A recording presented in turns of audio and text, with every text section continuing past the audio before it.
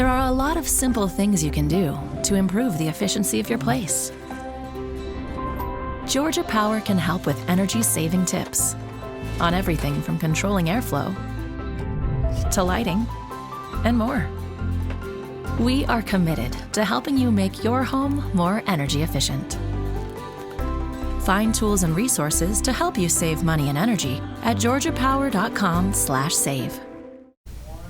Hi, I'm Kat Witherspoon, and thank you for watching another episode of In Contact. Today's episode, we're talking about women's empowerment, and I've got two lovely guests who will join us today and share their experiences on how they encourage themselves and how they get unstuck in a world that can be a little dark sometimes, and sometimes we may not know how to overcome racism, living in a man's world, or just having a bad day. So stay tuned, we'll be right back.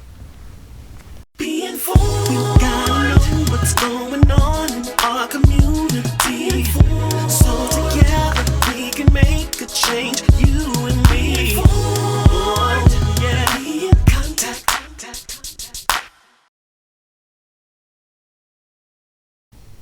Hi, Kat Witherspoon here, and I'm your host of In Contact. Today we are talking about women's empowerment, and my lovely guest here, she knows a lot about that. Introduce yourself, my friend. My name is Kristen.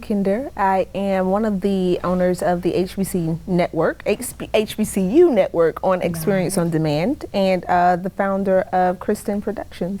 Wonderful. Now, how did you get started doing this? Honestly, as a kid, I watched my dad, he would write plays. Ooh. Yeah, he wrote plays and he played the guitar, and so I just would write music for him, support him. He put me in the plays.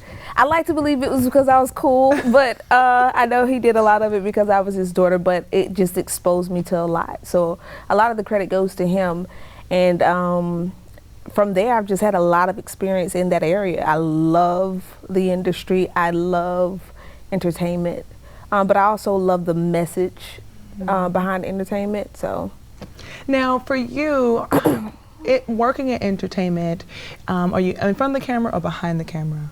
Both. Both. Wow. So when you're behind the camera, do you find that it's a little bit more easier to kind of like be in the shadows than opposed to when you're in front of the camera and you are like more self-conscious and so forth? I prefer to be behind the camera. Really? I do, actually. Behind the camera, it's more visual. It's for the visionaries. It's and it's not a power trip or anything like that. It's just you become an intricate part of the process of getting the message out. And so now this is how that looks, and this is what we should say. How about from this angle, because we'll be able to capture this moment. So I absolutely love it. Now, as a woman CEO, a woman entrepreneur, I can only imagine how it is navigating that field. How do you motivate yourself when you have those tough days? Whew. Honestly, I am faith-driven. Ooh. I am purpose-driven. And a part of that is that purpose isn't based on my emotion. It's based on my existence. And so the reason that I'm here is because I have a purpose. My job is to make this happen, and I pray a lot. Like, God, what do you want me to do with this? What are we doing today? What are we doing today? And how did you come to know? How did you become so strong in your faith? Because a lot of people may have grown up in the church, but they may not know how to navigate their life and say, you know, I'm really going to let go and let God. Because it seems like that's what you're doing. Through trials, through a lot of heartache, through a lot of, just a lot of research. So I was a part of this Ministers in Training course, and one of our assignments was to read the entire Bible from start to finish, which growing up in the church, my mom was a pastor, I had never done that. And so when I finally did that, I just started seeing a little, some discrepancies, and I'm just like, okay, God, well, if you said that if I lean not to my own understanding, put all of my trust in you, you'll direct my path, then I must really believe that everything in my life, every plan that I have, I just give that to you, lean not to my own understanding, that all of my ways acknowledge you, and I start to do that. I literally begin to do that, and that's what he's done. That's why I'm here right now, because he directed my paths. I had a lot of plans. There were things that I wouldn't even ask for, that I didn't even think that I qualified for. But because he qualifies anybody that he chooses, I walk in that every single day with everything. How did you get the confidence to do that? Because when you say there's things that you wouldn't ask for, did you just step out there on faith and you asked, or was it also like, did it just kind of like happen because he directed your path? My confidence is completely in him. Ooh, how does that look? Tell me how that works. Truthfully, yeah. Because I didn't grow up with the highest self-esteem. Everything that I have been exposed to, I did. I was one of the kids, in my day, truthfully, bullying was something, either you could take it or you better go home. You know what I mean? You're going to take these jokes, okay? You gotta learn how to jump real quick. Okay, or you're going to go home. But a lot of that was necessary because there were a lot of situations, truthfully, Kat, that I wasn't confident in. And I do believe that everything that you do, you should do it scared. Do it like it's your last breath, because everything that I do right now intimidates me. Yeah. So I think I heard someone say that it's almost like an insult if we say that we believe in God and he is all powerful, but we are afraid. And that we don't face things knowing that, like, how can you go to church? How can you have faith? How can you believe and pray? But yet you actually don't believe your prayers, I believe that, fear in itself comes with an action of no action. Oh, yes. And being scared and having fear, though they may be cousins, they're two different things. Because I can be intimidated or scared to bungee jump, but I'm about to take this jump. You understand what I'm saying? I can be scared or intimidated even from being here with you today. But fear, the Bible says that he has not given us the spirit of fear, but of power, love, and a sound mind. And so I believe that fear is a spirit. It is something that is not seen, that causes something that... It can be debilitating. It can be very debilitating, and it can also just make you stagnant. Yeah. You know what I mean? So fear comes with no action, and I'm not about that life. No, because you know what? I think the key word is fear is not about action. And if we think about it, our lives are going every single day. Yeah. And if we're inactive, we're not actually living, so that we're not actually allowing ourselves to be present. Yeah. Because life is a gift, which is the present. And brokenness has a lot to do with that too.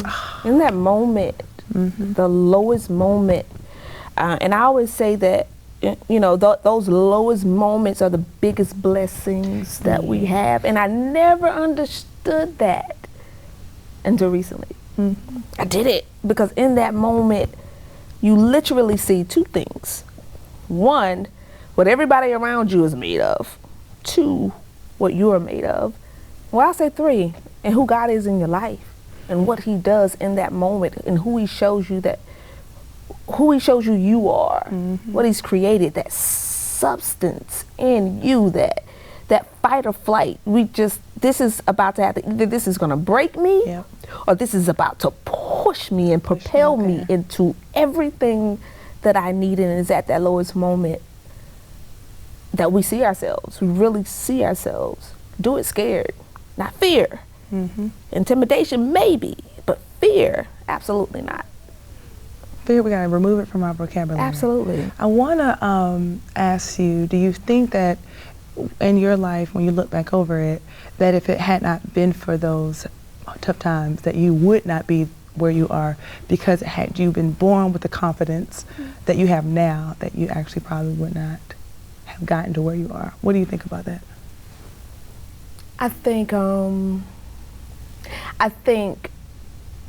because there are some privileged people who make it. We won't go there. I know, right? You know, I could give you one big name right now, but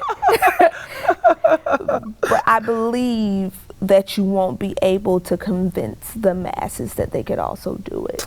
That is The so purpose goes dope. behind that. I'm so glad you said that, because sometimes we often wonder, you know, it would have been real nice if I could have been born with a silver spoon in my mouth, you know, but that wasn't our purpose. That's not our calling, you know, and we actually have to actually deal with the hands that we're dealt, and sometimes that means, you know, we have to struggle our way up. And that is okay.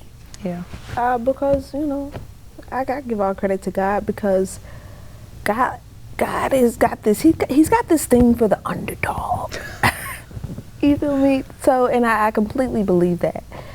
And he has a way of showing that he can use anything and anybody from any walk of life. And that's my truth. Anyone and anybody at any walk of life at any time. So everyone's moment is just around the bend. Absolutely. Do you agree? Absolutely. So how can we remind ourselves of that when we're tempted by social media to go back into that dark place, when we're looking at ourselves in the mirror like, you know what, I wish I had abs or a snatch waist. You know what I'm saying? Like, how can we get outside of our heads? Man, listen, sometimes you gotta take a break and pull yourself back. I love social media for the intent of social media. That's our business, you know what I mean? But I have to even pull myself back from those things that are familiar, those things that have a greater influence in my life than my own voice, than the voice of God. How do we pull ourselves back? Sometimes you just have to really separate yourself from those things that make you feel a certain way. So if I feel less than, or if I feel like I'm not pretty enough, what am I seeing? What is in my forefront? What's in my ear? Who am I surrounding myself around? And you really have to take the time to get in that place. Now that takes time as well, because a lot of times we don't realize that it's those factors that create that mindset. Yep. But once you get there, and then especially as women, do you think it's harder for us as women? Listen, I hadn't seen more tummy tucks and snatches and butt lifts. I hadn't seen that so much in my life than what we see now. And there is a greater expectation sometimes in our lives for physical perfection. So if I go and I compare myself to this girl right here who just got all of that tucked and snuck, I may have a problem. But it's just self-awareness, you know. And I always, like I said, listen, you're gonna hear me talk a lot about God, okay? Because knowing who He is shows me who I am, and not just who I am, but what I am. A woman, the very essence of what we are keeps me grounded. I love that. I think that we're going to try to take a break right now. And then when we get back, when you said who you are and what you are, and that's a woman, which keeps you grounded, we'll talk about how we can help ground our other fellow sisters. Amen. You like that? Yes. All right. We'll be right back. At Georgia Power, we believe our lake should be filled with water, not trash. That a healthy honeybee population will pollinate a healthier environment. That building homes is just as important as powering them. That's why we believe what we do off the grid is just as important as the clean, safe, reliable, affordable energy we provide on it. And that's a different kind of energy.